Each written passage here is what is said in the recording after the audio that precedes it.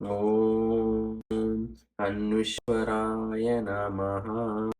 ಮಕ್ಕಳನ್ನ ಈಗಿನ ಕಾಲಕ್ಕೆ ತಕ್ಕಂಗೆ ಮಾಡರ್ನೈಸ್ ಆಗಿ ಬೆಳೆಸೋದು ಸರಿ, ಬಟ್ ನಮ್ಮ ರೂಟ್ಸ್ನ ಯಾವಾಗಲೂ ಅವ್ರಿಗೆ ಹೇಳ್ಕೊಟ್ಟಿರ್ಬೇಕು. ಓಂ ನಮಃ ಶಿವಾಯ.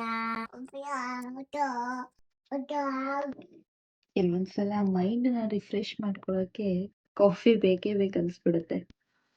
ನಾಳೆ ಅಂಗಾರಕ ಸಂಕಷ್ಟ ಚತುರ್ಥಿ, ನಿಮ್ಮ ಪ್ರಿಪರೇಷನ್ ಹೇಗಿದೆ?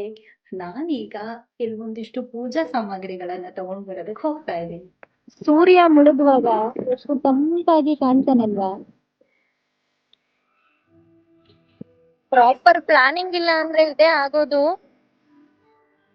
ಗಾಡಿಯಲ್ಲಿ ಪೆಟ್ರೋಲ್ ಇಲ್ಲ, ಅದ್ರ ಜೊತೆಗೆ ಸಾಮಾನ್ ಬೇರೆ ತುಂಬಾ ಜಾಸ್ತಿ ಆಗಿದೆ.